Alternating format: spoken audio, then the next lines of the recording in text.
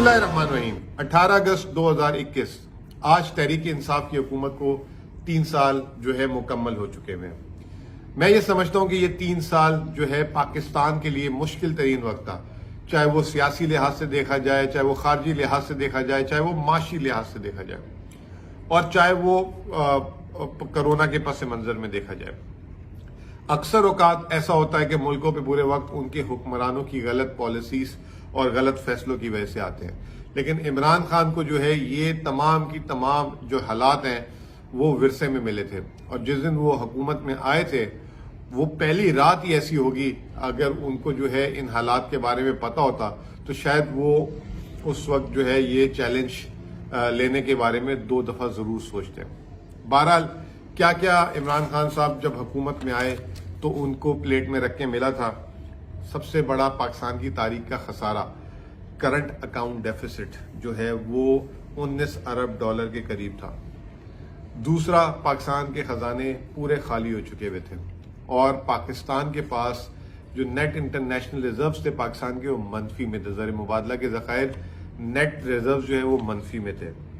Date की इतनी payments थी कि पाकिस्तान को अगले 3 से 6 माह गुजारना नामुमकिन हो चुका हुआ था। पाकिस्तान के पास पैसे नहीं थे कि वो अपने कर्जे उतार सकते थे। तिजारती खसारा इतना बड़ा हो चुका हुआ था कि जितनी हमारी बरामदात थी उससे दुगनी से ज्यादा हमारी दरामदात थी। अगर बर वक्त फैसले ना होते तो शायद हमारे पास दरामद करने के लिए पैसे ना होते, तेल दरामद करने के लिए, खाने पीने की चीजें दरामद करने के लिए, मिलिट्री के असला दरामद करने के लिए पैसे ना होते। फिर उसके बाद हमारी बरामदात, जैसे मैंने कहा कि मुस्लिम लीग नून ने जहां से सफर शुरू किया था 5 सालों में, वहीं पे जो है खत्म किया बरामदात का। पहले नीचे लेके गए, फिर जो है वहीं पे खत्म किया।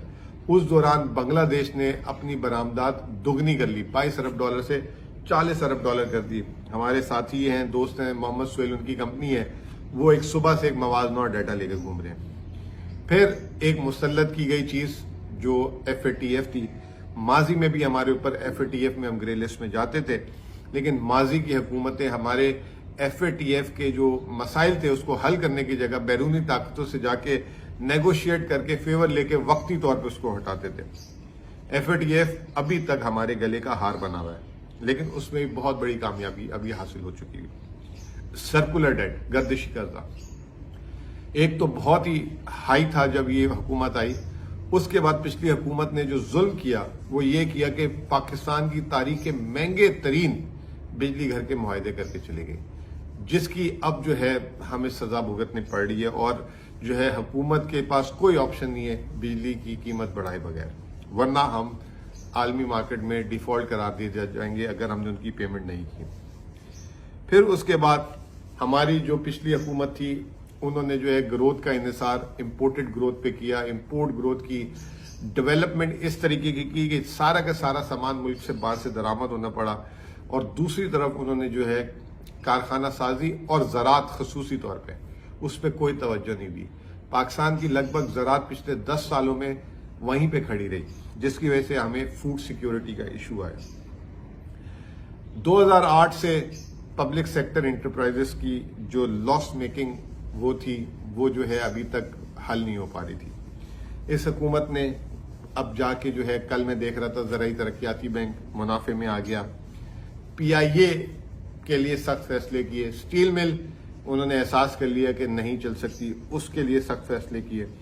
काफी जैसे कहते हैं अभी भी बहुत बड़ी लिस्ट है, लेकिन इस हुकूमत ने कुछ आके थोड़ा बहुत काम करना शुरू कर दिया। अब जो हमारी बिजली घर हैं, जो बिजली की तरसीलात की कंपनी है लेस्को हेस्को वगैरह, उस पे भी जो है इस्लाहात पे काफी काम कर रहे हैं ताकि कम से कम नुकसानात हो।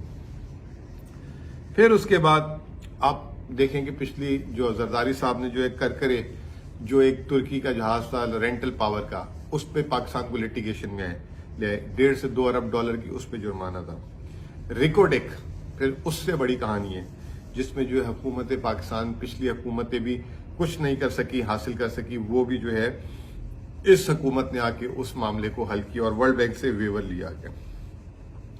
फिर उसके बाद जो बिजली थी पाकिस्तान में, जो बिजली पिछली हुकूमत, जैसे मैंने अर्ज किया कि ना सिर्फ एक तो महंगी बल्कि दूसरा दरामदी ईंधन पे लगा दी।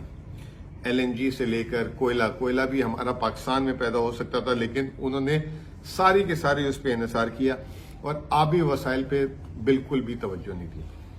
اب یہ حکومت نے ڈیم شروع کر دیے ہیں اور یہ حکومت کے لیے کہ اگلے 10 سال تک ہم 10 ڈیم بنائیں گے اور پاکستان کی تاریخ کے سب سے بڑے آبی ذخائر 71 سال کے بعد پاکستان کو مہیا کریں گے۔ برآمدات، جیسے میں نے آپ سے ذکر کیا کہ بہت بڑا مسئلہ رہا پچھلی حکومت کا، یہ حکومت بھی شروع کے 2 سال جو ہے، جیسے میں نے کہا شروع میں خسارے کو، ڈیٹ ڈیفالٹ سے بچنے کے لیے، اس کے بعد اب ان کی توجہ ایکسپورٹ کی طرف آئی۔ ایکسپورٹ کی طرف توجہ صرف اس وقت ہو سکتی ہے جب آپ کی زراعت اچھی ہو۔ دوسرا، آپ جو ہے ٹیکس ریفنڈز جو ہے ان کے نہ روکیں ایکسپورٹرز کے، اور تیسرا ان کو جو ہے انفراسٹرکچر دیں، سستی بجلی دیں۔ یہ حکومت ابھی جیسے کل ہی جو ہے 1 سال کی اگلی بجلی جو ہے سستی بجلی ایکسپورٹرز کے لیے آئی ہے، اس وقت $13 سے $14 کی خود منگا رہی ہے LNG، اور برآمدات کرنے والوں کو $7 کے قریب دے رہی ہے تاکہ ملک میں برآمدات ہو سکے۔ ریفنڈز تاریخ کے ہائیسٹ ترین 1 سال میں 251 ارب روپے انہوں نے دیے۔ اس کے ساتھ ساتھ اگر آپ دیکھیں تو احساس پروگرام 260 ارب روپے، جب یہ پیپلز پارٹی نے شروع کیا تھا تو وہ جو ہے لگ بھگ 70 ارب کے قریب تھا، جب اسحاق ڈار والے گئے تو 120 ارب تھا۔ یہ 3 سال میں 260 ارب پہ چلا گیا، اور کافی امید کی جا رہی ہے کہ جب 5واں سال ان کی حکومت کا ہوگا تو یہ 400 ارب روپے سے تجاوز کر جائے گا۔ صحت کارڈ جہاں پہ ان کی صوبائی حکومتیں انہوں نے دینا شروع کر دیے، خیبر پختونخوا میں مکمل دے دیے، پنجاب میں دینا شروع کر دیے۔ سب سے بڑا مسئلہ صحت کا ہے۔ صحت کے اگر آپ بجٹ دیکھیں گے صوبائی حکومتوں کے تو آپ ایسے لگے گا کہ ہمیں جو ہے پرائیویٹ اسپتالوں میں جانے کی ضرورت ہی نہیں ہے، لیکن وہ سارا کا سارا بجٹ چوری ہو جاتا ہے۔ تو وہ بیچ میں مڈل مین کو نکالنے کے لیے یا سرکاری اسپتال میں وسائل ضائع کرنے سے بہتر انہوں نے صحت کارڈ کا اجرا کیا۔ اب کسان کارڈ، پاکستان کی جیسے میں نے کہا کہ سب سے بڑی جو مشکلات ہیں وہ ہیں کسان زراعت، اور زراعت کے لیے کسان کو جو ہے آپ نے مدد کرنی ہے، اس کو قرضہ دینا ہے تاکہ وہ بیج لے سکے، اس کو پیسے دینے وہ کھاد لے سکے، ٹریکٹر لے سکے۔ اب وزیر اعظم نے باقاعدہ طور پہ کسان کارڈ کا بھی اجرا کر دیا، بجائے بڑی بڑی کمپنیز کو سبسڈیز دینے کے اور وہ آگے پاس آن نہیں کرتی، اب ڈائریکٹ کسان جو ہے اس چیز پہ جا سکتا ہے۔ پھر کامیاب جوان پروگرام، ایک الگ پروگرام آ رہا ہے جو نوجوان نسل ہماری اس وقت بہت بڑی نسل جو ہے ورکنگ کلاس میں آ رہی ہے، لیبر کلاس میں آ رہی ہے، لیبر کے پول میں آ رہی ہے، ان کو جو ہے ہر ایک کو نوکری نہیں مل سکتی، تو اس کے لیے بھی ایک پروگرام شروع ہو چکا ہوا ہے جس پہ بہت تیزی سے کام ہو رہا ہے۔ پھر نیا پاکستان ہاؤسنگ اسکیم، اس وقت پاکستان میں نہ صرف جتنے گھروں کی ضرورت ہے وہ کم ہے بلکہ عام آدمی کی رسائی سے بھی دور چلا گیا ہے مہنگائی کی وجہ سے۔ اور تیسرا، اس کو بینک قرضہ نہیں دیتا، اس پہ جو ہے ہمارے اسٹیٹ بینک نے اور انہوں نے ایک بہت بڑی اسٹریٹجی بنائی ہے جس میں ہزاروں گھر جو ہے اب ہمارے بینکنگ سیکٹر جو ہے عام لوگوں کو قسطوں پہ دیں گے۔ پھر اس کے بعد SME فائنینسنگ، ابھی تک آپ دیکھیں جتنی بھی پاکستان میں مراد لوٹ مار ہوتی ہے یا سارا کا سارا جو ہے بڑے کارخانے، بڑے ذمہ دار، ان کو SME کو کوئی پوچھتا نہیں ہے۔